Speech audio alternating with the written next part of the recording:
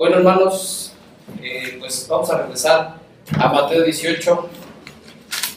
Ha sido definitivamente demasiado rico, espiritualmente degustable, ir desde Mateo 1 hasta ahorita. Hemos traído un trasfondo que ya lo quisieran muchas iglesias, que ya lo quisieran muchos pastores, que nos estuvieran explicando prácticamente versículo a versículo.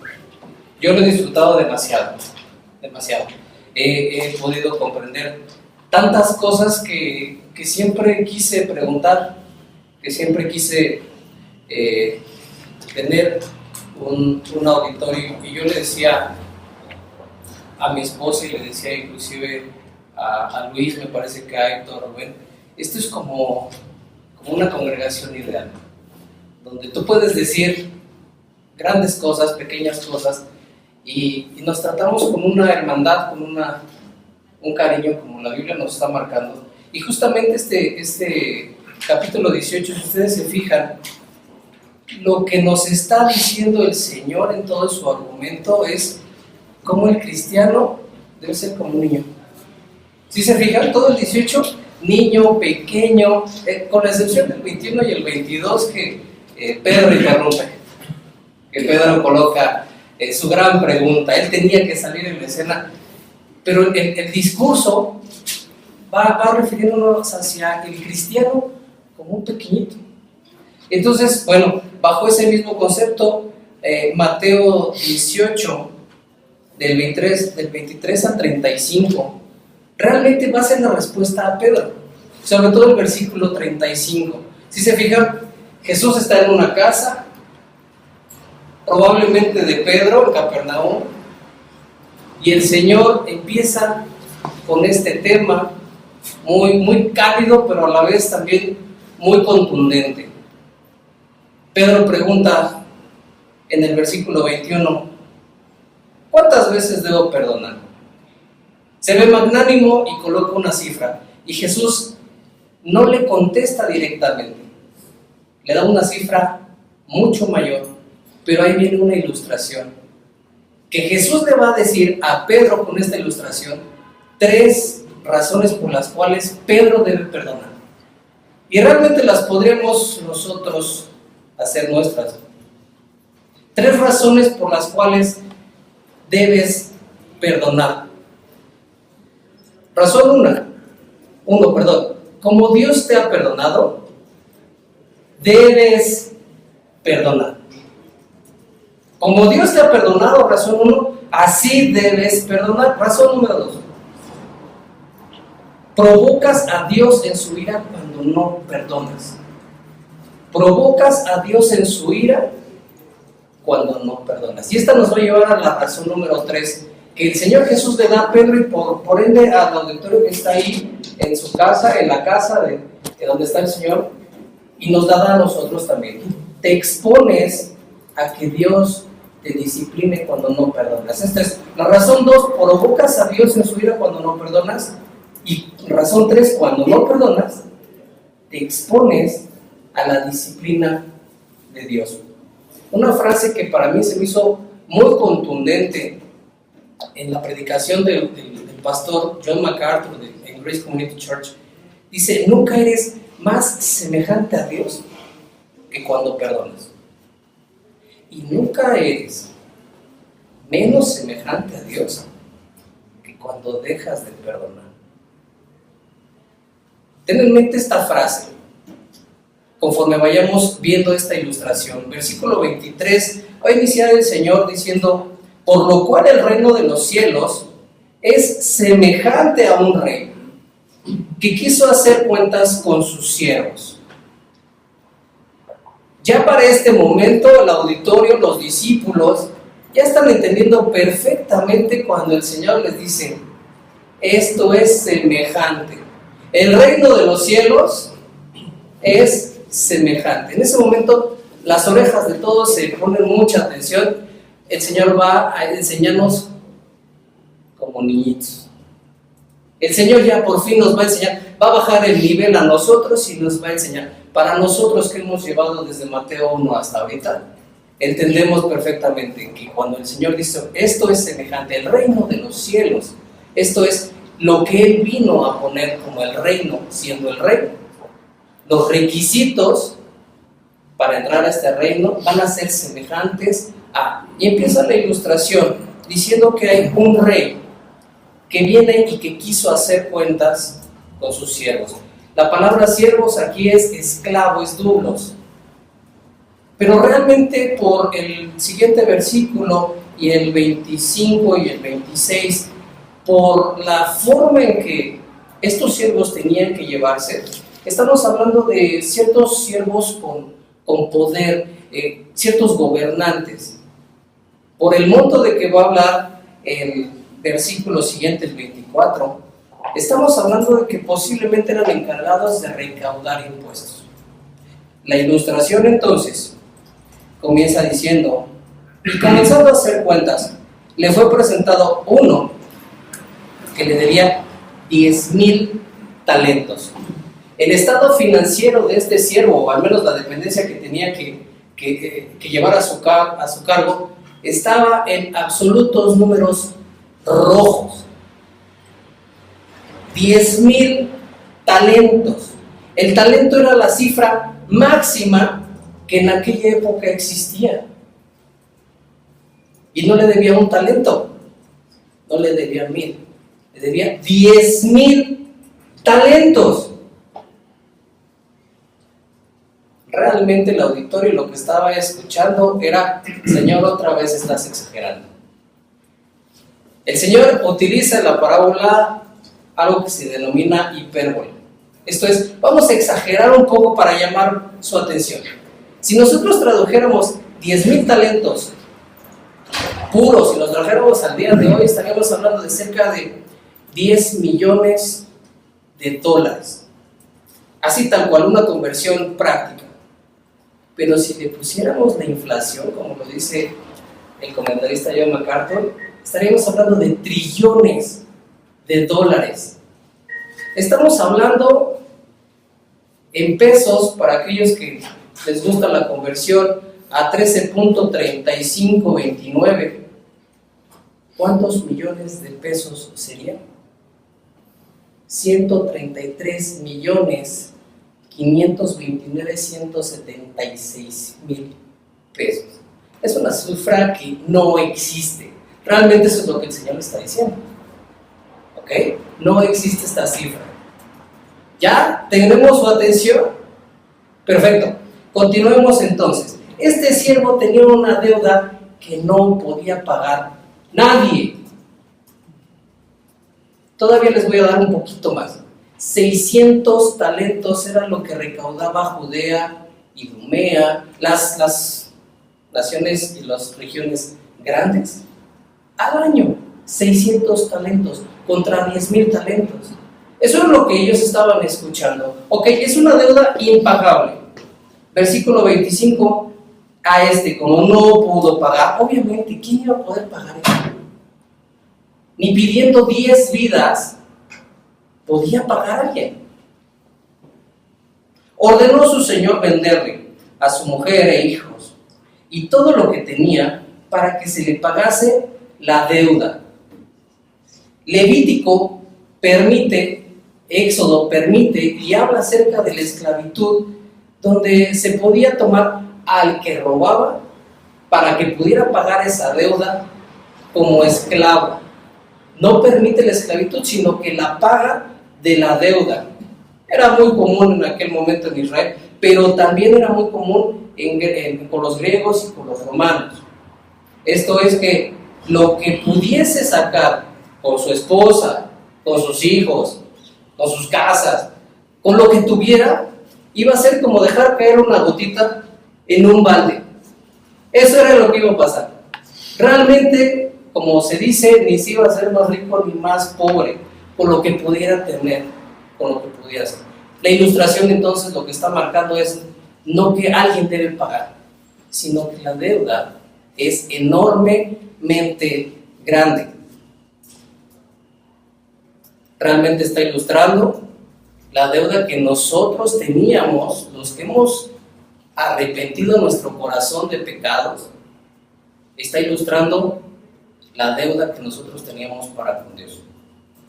Y observen, vean la reacción que muchas veces deberíamos de tener en estos casos. Versículo 26. Entonces aquel siervo, postrado, le suplicaba.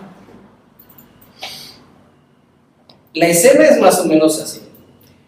El rey ya empieza a decir que se va a ejecutar la venta de la mujer, la venta del hijo, la venta de la casa, y de repente se escucha: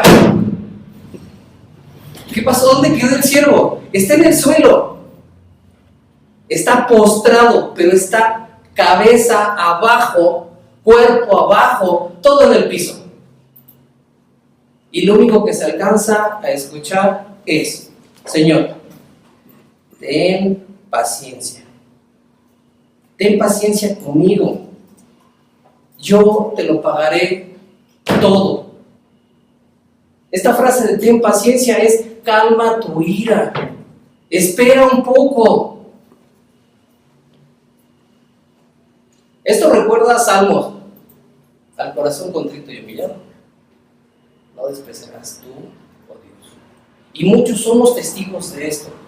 Cuando venimos a real arrepentimiento, cuando vemos gente como está llorando y no está emocionada, realmente le está doliendo todo lo que la predicación está llegando.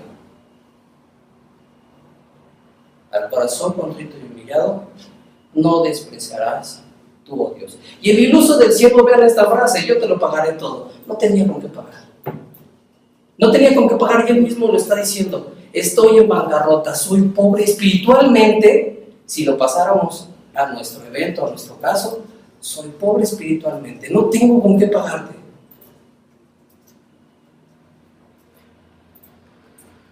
El Señor de aquel siervo, movido a misericordia, le soltó.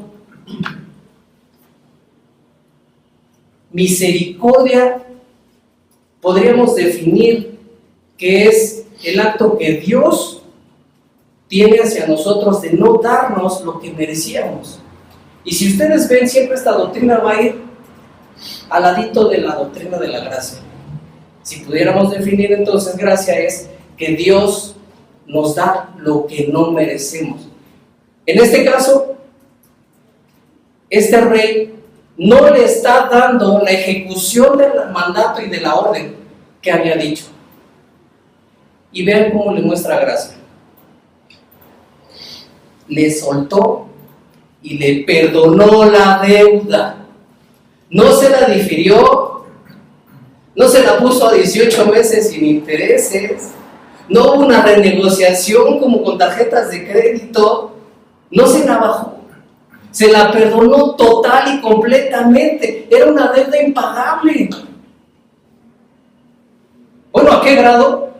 Que ni el número 1 en la revista Forbes de los más ricos del mundo podía pagar al día de hoy. Ni la persona que algún tiempo dijo: déjame trabajar aquí en México y yo pagaré la deuda externa.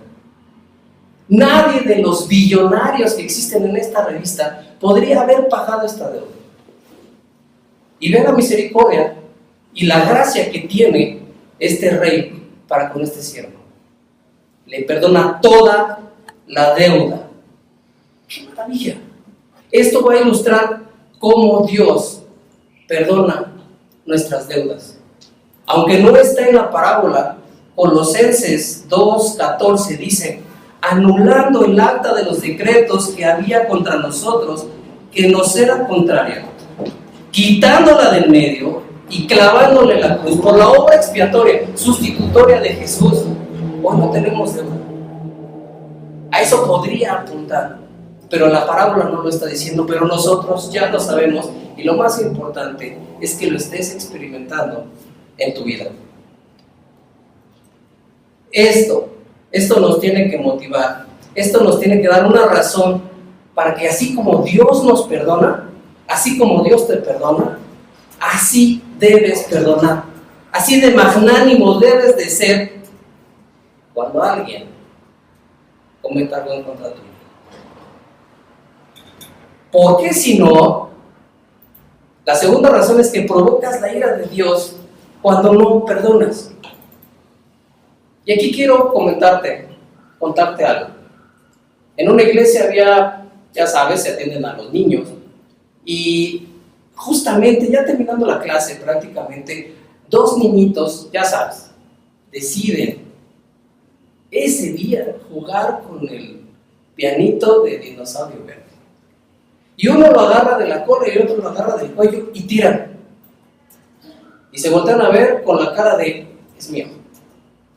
Y el otro niño voltea a ver y, te equivocas, es mío. Le da jalón uno y después el otro le da un empujón al niño. El niño se cae. Al jalar, el dinosaurio se pega el otro niño en la frente y empieza el chilladero. Justamente a la instructora se le ocurrió en ese momento guardar los papelitos de colores y empezar a meter el material didáctico. Voltea, los niños están llorando, el monitor. Peor aún, las mamás están viendo atrás de la ventana. Es que tu niño empezó. No, es que fue tu niño. No, mi angelito es, pero imposible, él ni siquiera pega. ¿Qué les cuento? Lo deben haber vivido. Después de que hablaron inglés, francés, las hermanas salen corriendo, agarran la bolsa, agarran el marido y se van. Empiezan a discutir si tienen que seguir yendo a las iglesias, si no tienen que ir, qué van a hacer. Casualmente deciden ir a comer en uno de esos restaurantes donde hay juegos. Una ya lo había decidido con su esposo antes de ir a la iglesia, y la otra pues, no tenía amor para cocinar. No, así yo no cocino. Llegan al lugar, la familia, uno de los niños, ya estaba jugando los juegos. Seguían debatiendo quién había tenido la culpa. Los otros llegan, sí, niño, vete a jugar. De repente se dan cuenta ellas que están en el mismo lugar. Seguían enojadas todavía, pero la sorpresa máxima es que los niños ya eran amiguitos otra vez y estaban jugando en el tobogán y subían y bajaban y se prestaban los juguetes. Eso es lo que nos está ilustrando prácticamente este capítulo 18 y en esta sección. Tres cosas que podríamos nosotros imitar de un niño: su humildad, su sencillez y su dependencia a Dios.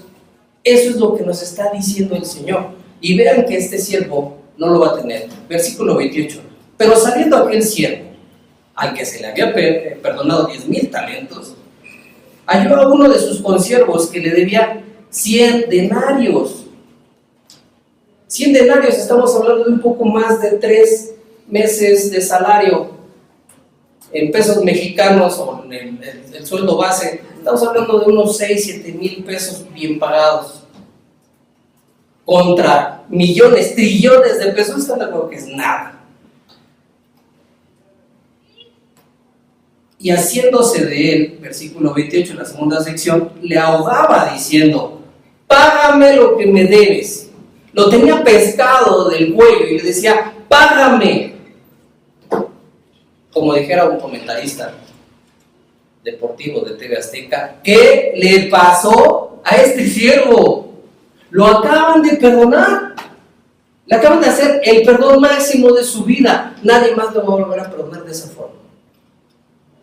Y él le dice, tomándolo del cuello, prácticamente ni siquiera hables, págame lo que me debes. Entonces su consiervo de alguna forma parece que se suelta y puede hablar. Postrándose a sus pies le rogaba diciendo: ten paciencia conmigo y yo te lo pagaré todo. Mismas palabras que el consiervo había dicho en el versículo 26, las mismas palabras. Mas él no quiso. ¿Qué contraste? Él no se pudo mover a misericordia, no pudo concederle gracia, mas él no quiso, sino fue y le echó a la cárcel hasta que pagase la deuda. Versículo 32, entonces versículo 31, viendo sus consiervos lo que pasaba, se entristecieron mucho y fueron y refirieron a su señor todo lo que había pasado. Estos no son los chismosos del lugar. Estos son e ilustra a los cristianos que están viendo esta acción, que están viendo este momento y dicen, el hermano no lo puede perdonar.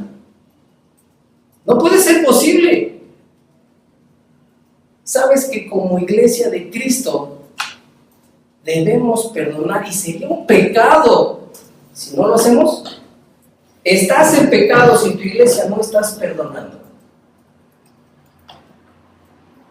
Es entonces, versículo 32, llamándole su señor, le dijo, siervo malvado, ahora sí ya no hay misericordia, ahora sí ya no hay gracia, ahora hay ira, siervo malvado.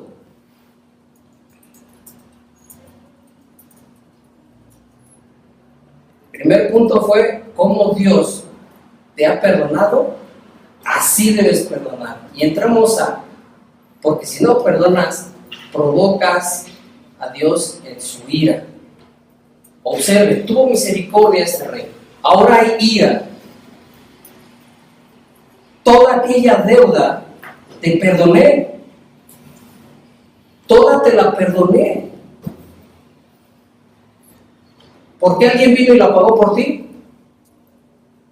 Porque me rogaste. Entendemos nuevamente que hay sustitución de parte del Señor hacia nuestro pecado. Realmente el Señor no está obligado a perdonar a nadie, pero por su misericordia, que es para siempre, es que nos ha perdonado. Y eso es lo mismo que está ilustrando aquí. Versículo 33.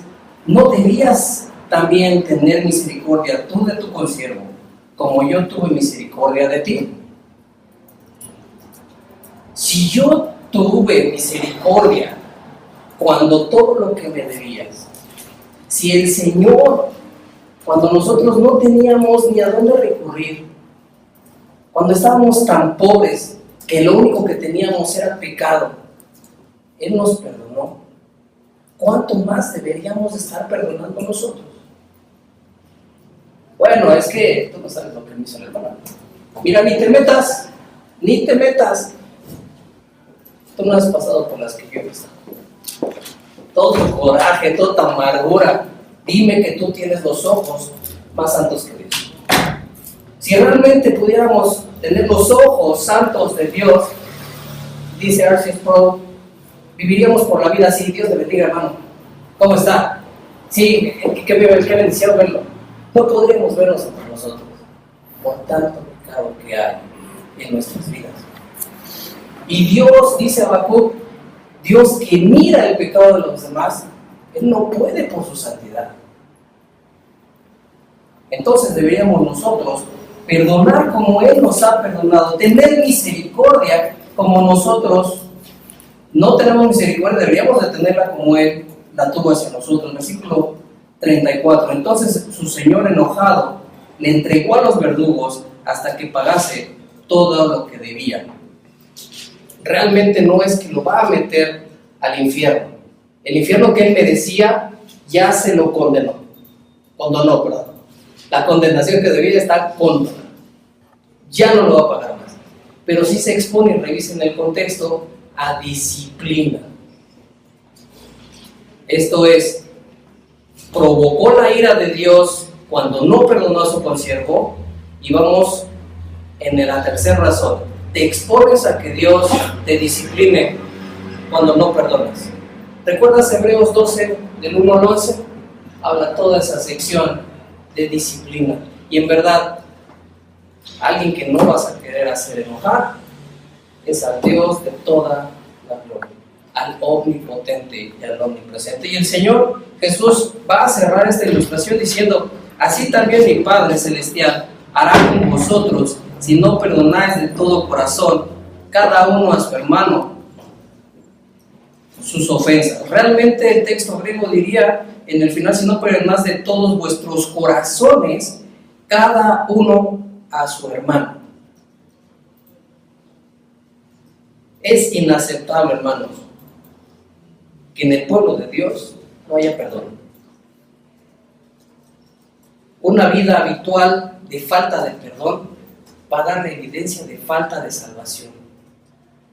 Si habitualmente llevas una vida que no estás perdonando y dices, es que a mí me cuesta, es que para ti es muy fácil, ¿verdad? Pero a mí me cuesta, muy probable es que no seas salvo. Debemos perdonar, así como Dios nos ha perdonado, porque si no podemos provocar su ira en nuestras vidas y estamos muy expuestos a una disciplina que en verdad duele y no quieres entrar. Bien. Omega. Sí.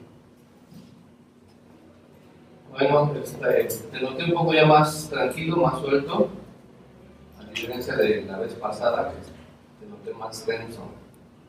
Esa soltura te ayuda porque entonces expones el mensaje de una forma natural y relajada. Eso contribuye a que están oyéndote te pongan atención.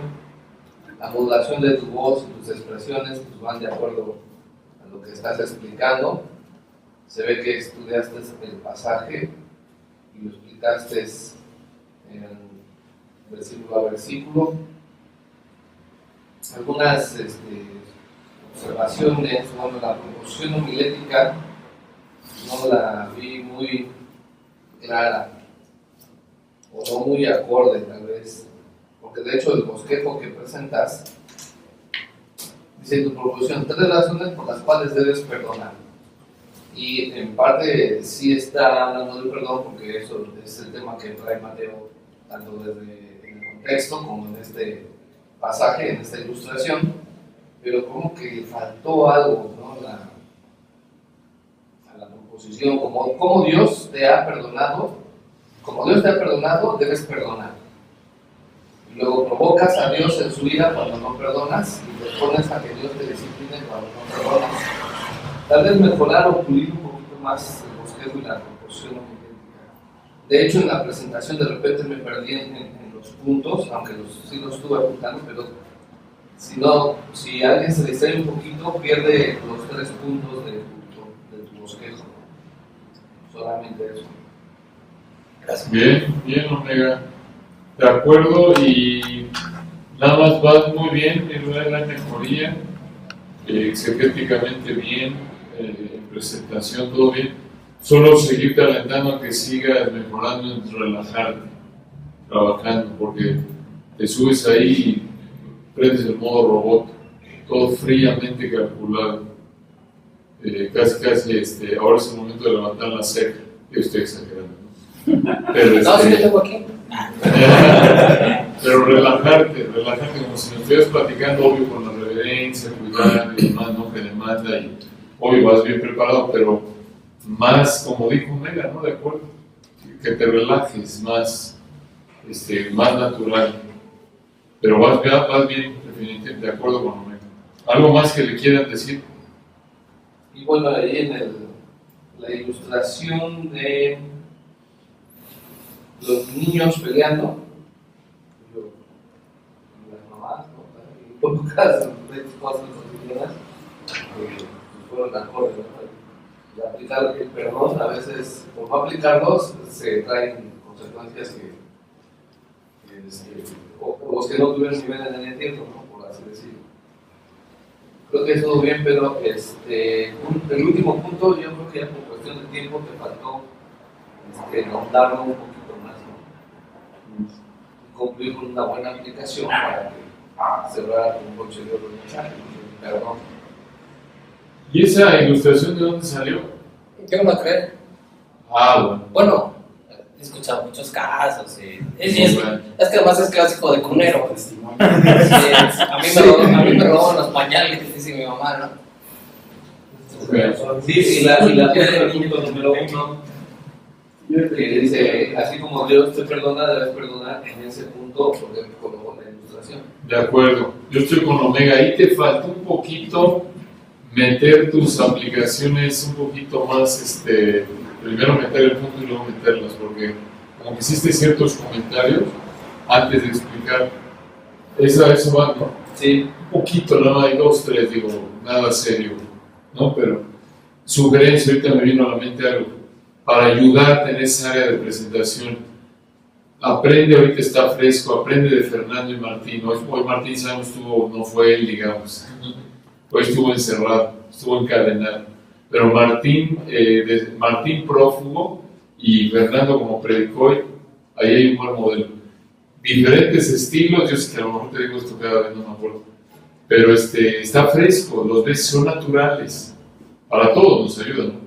Pero cada uno a su estilo.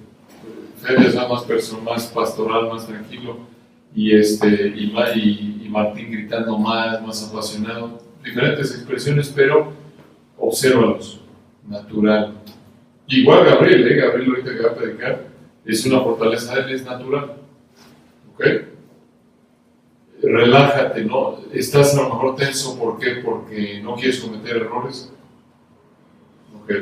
Está bien que quieras trazar bien la palabra, pero... Además, el tiempo. O sea, Okay. por ejemplo, bueno, a mí me cuesta mucho trabajo. Héctor es muy bueno haciendo eso y así, ¿no?